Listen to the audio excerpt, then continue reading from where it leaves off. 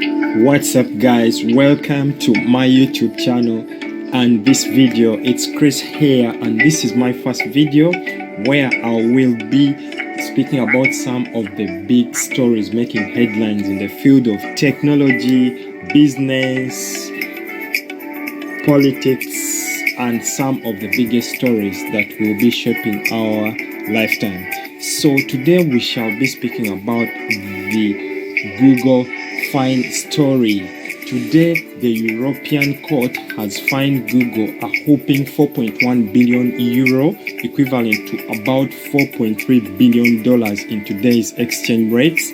Why? Because of Google's anti-competition practices through its Android operating system.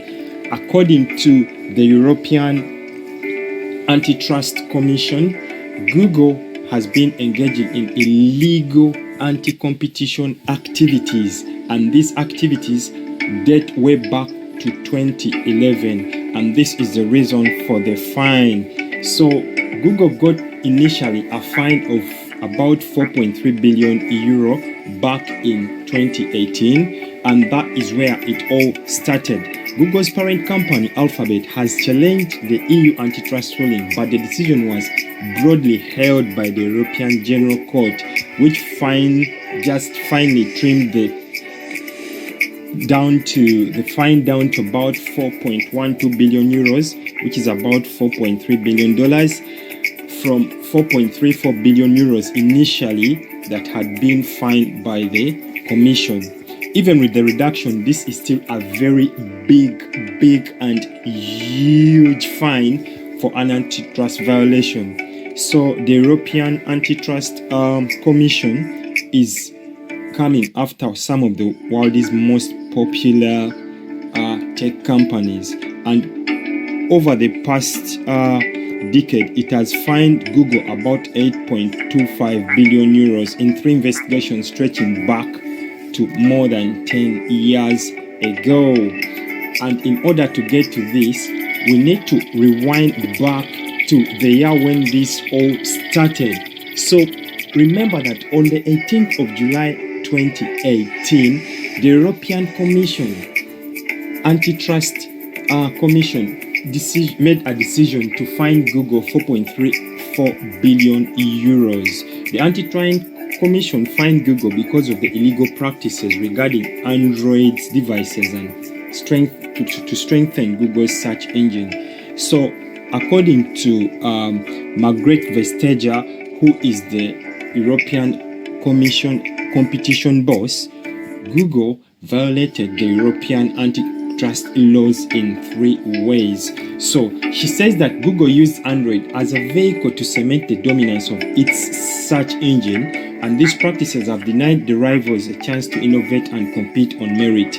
They have denied the European consumers the benefit of effective competition in the important mobile sphere, and this is illegal under antitrust rules, said Vestager. So, according to her, she says that this judgment today that has been handed down by the European Court to uphold the fine just strengthens the hand of the Commission, and it confirms the Commission can use antitrust proceedings as a backstop to enforce the threats and also ensure compliance with digital regulations. So that is according to Nicolas Petit, a professor at the European University Institute. Now, before we go right in, how did Google violate the European antitrust laws? Remember, we've said that Google did this in 3 ways. And the first way in particular that was highlighted includes the following. So 1, Google requires manufacturers to pre-install the Google Search app as well as the Google Chrome app before they can, as a precondition to obtain licensing for the Google App Store. If they don't do that, then they don't get licensing to the Google Play Store. So manufacturers like Samsung, Huawei, Oppo, HTC, and all Android manufacturers will not get access to the Play Store unless they pre-install the Google Search and Google Chrome apps to their mobile devices. The second way Google violates was the fact that Google didn't stop there. It went ahead and paid some of the big manufacturers to exclusively pre-install the Google Search app as the only app as they took out their devices. This, the European Commission boss says, was illegal. And the third way in which Google did it was for those manufacturers that Google had signed an exclusive contract to install the Google Search app, Google restricted the development of alternative versions of Android. How did it do this?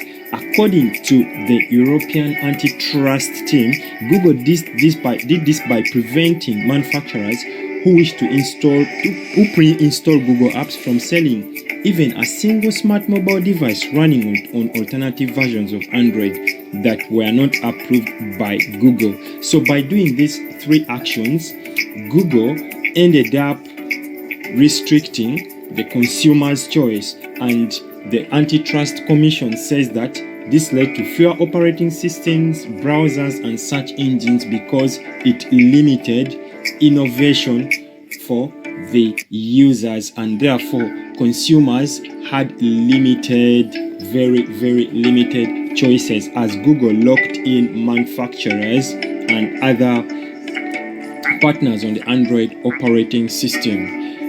Back when Google got this fine, in a blog post back in 2018, the Google CEO Sundar Pichai wrote that rapid innovation, wide choice, and falling prices are hallmarks of robust competition, and Android has enabled all of them. He wrote, in today's decision, he said, which rejects the business model that supports Android, which has created more choice for everyone and not less.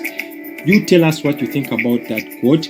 And in today, a Google spokesperson was asked about the decision, and they said that we are very disappointed that the court did not annul the decision in full. Android has created more choice for everyone, not less, and supports thousands of successful businesses in Europe and around the world. Google said it acted like countless other businesses, and that such payments and agreements help keep Android a free operating system, and therefore they criticized the European Union decision as out of step with the economic realities of the mobile software platforms. Now, obviously, this is what Google has said. What is next for Google? Will Google appeal or not appeal? In setting its final decision, the court said that it took account of the intention and nature of the implementation of the unlawful practices and of the value relevant to the sales that Google made in the last year of its full participation in the infringement. That is according to the European Commission's press release.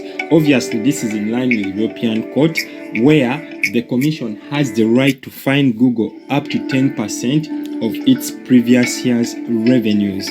So what we shall wait to see here is that if Google wishes to appeal this decision, then the General Court decision, it will have to do so to the European Court of Justice or the CJEU or the ECJ. But whichever way it does, if it does so, it can only do so at a point of law, which means that the lower court had a wrong interpretation of the law. While this is unlikely, right now we don't know whether Google will appeal or not, but if it is to appeal, it has got about 2 months and 10 days to do so if it is going to be able to appeal. At the moment, it is not clear whether Google will seek to appeal on a point of law or it will not, but we watch the space and we shall be updating you on this story as it gets along. So the company told journalists that it is reviewing the decision and the judgment before it decides on the next steps. I mean, what do you think? What are your thoughts? Was it a fair fine? Was it a fair decision? Let us know what you think in the comments below, and don't forget to subscribe for more interesting content. Thanks for watching and peace.